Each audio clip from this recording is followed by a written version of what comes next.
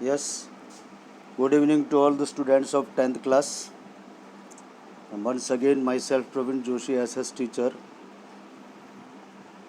बेटा हमें हमारी स्टडी को भी कंटिन्यू करना है। आज फ्राइडे है तो एक नेक्स्ट वीडियो में फर्स्ट चैप्टर का ही एक इम्पोर्टेंट टॉपिक है जो आज डाल रहा हूँ, तो इसको आप फॉलो करें and go through the reader. Reader के अंदर you have to find out the topic. जैसे मैं अभी जो वीडियो डाल रहा हूँ वो रोमांटिक इमेजिनेशन है, रोमांटिसिज्म है, तो that topic you have to find out and already I am sending the notes to follow the points of the reader, and then you have to write down all the points, definitions, whatever is there in my notes. So in this way you have to prepare fine notes in your notebook. Write each and every notes in your notebook, because whenever the school will reopen, at that time you must have a written material. आपके पास में return material है तो आप अच्छी तरह से याद कर सकते हैं। एक बात और आपको याद दिला दूँ, आज CBSE 10th का रिज़ल्ट आया है। सोशल साइंस फिर अपने क्लाइमैक्स पर है और बहुत अच्छा ही रिज़ल्ट रहा है। मेरी शुभकामनाएं आप सभी लोगों के साथ है जो इस वर्ष 10th क्लास में है। आपका भी रिज़ल्ट बहुत अच्छा ही रहेगा। There is no need to hesitate,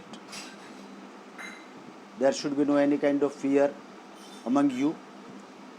4 बजे बेटा, जैसे ही 4 बजते हैं, 4 साढ़े 4 बजते हैं फ्राइडे को, sit on your chair and hire a table and start to follow the video and write down the notes. Easy way में आपको समझ में आ जाएगा। आप वीडियो को 2 बार फॉलो कीजिए। मैंने नोट्स के अंदर अंडरलाइन भी किया हुआ है, तो आप अच्छी तरह से इस चीज़ को समझ सकेंगे। बेटा ये क्वेश्चन 3 मार्क्स का भी आता है बोर्ड में और 5 मार्क्स का भी आता है। और क्वेश्चन कुछ इस तरह से आता है कि discuss the role of romanticism, या फिर यूँ आता है discuss the role of cultural movement in creating nationalist sentiments among Europeans. ये रोमांटिसिज्म है क्या? First you have to understand that ये रोमांटिक इमेजिनेशन क्या है और यूरोप में इसका क्या रोल था। किस तरह से एक राष्ट्रवादी भावना, नेशनलिस्ट फीलिंग को इसने क्रिएट किया, डेवलप किया यूरोप के सिटीजन्स के मन में। क्योंकि आपने देखा होगा फॉरेनर्स के रूल थे यूरोप में, छोटे छोटे देशों के ऊपर बड़े देशों का अधिकार था। तो वो देश अपने आप में एक डेमोक्रेटिक गवर्नमेंट का फॉर्मेशन करना चाहते थे, फॉरेन रूल को एलिमिनेट करना चाहते थे और अपने देश की संस्कृति को वहाँ पे डेवलप करना चाहते थे। तो ये जो आपका टॉपिक है, इसका जो फर्स्ट टॉपिक है वो मैं आपको बता रहा हूँ आपको, और मैंने इस टॉपिक में लिखा है रोमांटिसिज्म। तो first you have to understand what is the meaning of romanticism. बेटा रोमांटिसिज्म एक कल्चरल मूवमेंट है, एक सांस्कृतिक आंदोलन है जिसमें किसी भी प्रकार से वेपन का यूज़ नहीं किया गया, किसी हथियार का यूज़ नहीं किया गया, किसी मशीन गन का यूज़ नहीं किया गया, किसी एयरक्राफ्ट का यूज़ नहीं किया गया, किसी न्यूक्लियर बॉम्ब का यूज़ नहीं किया गया। This war was fought in Europe without any weapon, that's why the title was given romanticism. आपने देखा होगा रोमांस क्यों कहते हैं हम। और इस रोमांटिक ये जो कल्चरल मूवमेंट था उसमें लोगों ने अपने देश की संस्कृति, अपने देश के अंदर राष्ट्रवाद के विकास के लिए, राष्ट्रवादी भावनाओं को लोगों के अंदर डेवलप करने के लिए किसी हथियार का यूज़ न करके उन्होंने अपनी language, folk dances, drama, poetry, literature, इस प्रकार से इन चीज़ों का यूज़ किया। जैसे some people said that we shall use only our language. मैं आपको अपने कंसर्न में सिखाता हूँ, अपने रेफरेंस में सिखाता हूँ, इंडिया के रेफरेंस में। When britishers were there in India, they were ruling in India, at that time forcibly they imposed English language over Indian people. तो आपने देखा होगा हमारे यहाँ के जो फिलोसोफर थे, हमारे जो रिवोल्यूशनरीज थे, उन्होंने हमारी मातृभाषा हिंदी के यूज़ के लिए फोर्स किया, क्योंकि ब्रिटिशर्स थे वो अपनी जो कल्चर थी उसको हमारी कल्चर से सुपीरियर समझते थे। और हमारी जो कल्चर थी वो इन्फीरियर मानी जाती थी। इस प्रकार का उनका, तो ये जो बात है वो मैं आपको बता रहा हूँ कि रोमांटिक ये कल्चरल जो मूवमेंट है उसमें किसी वायलेंस के लिए कोई प्लेस नहीं है। लोगों ने यहाँ पर अपने डांस को, अपने पोइट्री को, अपनी लैंग्वेज को, अपनी लिटरेचर को, अपने ड्रामास को, इनको डिस्प्ले किया और ये बताया कि we shall use only our culture, इसलिए इसका नाम पड़ा कल्चरल मूवमेंट।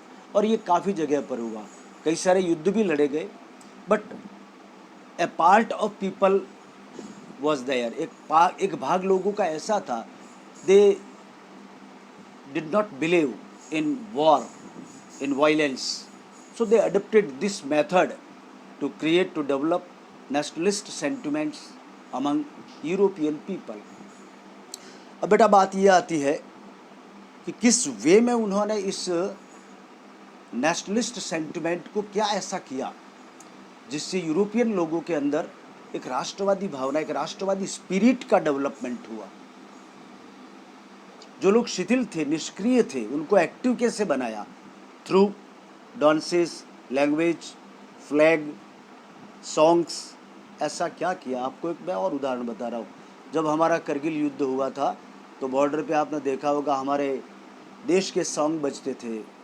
हमारे बॉर्डर पर रहने वाले जितनी भी बहनें थी, उन्होंने हमारे जो सोल्जर्स थे उनकी कलाई के ऊपर राखी बांधी थी। तो ये बात उस बात को इंडिकेट करती है कि वो लोगों में एक सांस्कृतिक भावना थी, एक कल्चरल सेंटिमेंट थी, जिसके थ्रू उन लोगों ने हमारे सोल्जर्स को एक्टिव बनाया, हमारे सोल्जर्स के मन के अंदर एक राष्ट्रवादी भावना का विकास किया।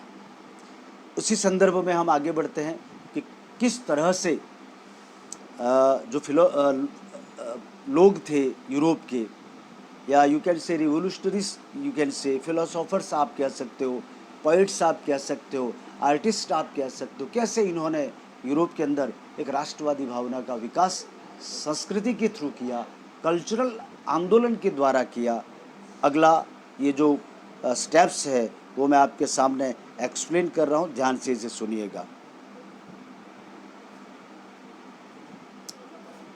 इन फॉलोइंग वेज मैं आपको बता रहा हूँ कि कुछ ऐसे तरीके अपनाए जिससे कि उन लोगों ने यूरोप के देशों के अंदर एक राष्ट्रवादी भावना का विकास किया।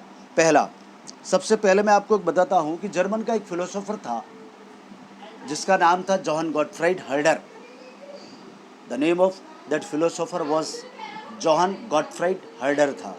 और उसने इस बात पर जोर दिया कि one can discover the real culture of German in dance walk, in common German people. यहाँ पे मैंने अंडरलाइन किया बेटा, डास वॉक, DASVOLK।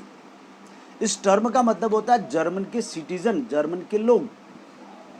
तो हर्डर साहब ने उस बात को बताया कि एक व्यक्ति जर्मनी की जो रियल कल्चर है, जो वास्तविक संस्कृति है, उसको हमारे देश की जनता में देख सकता है।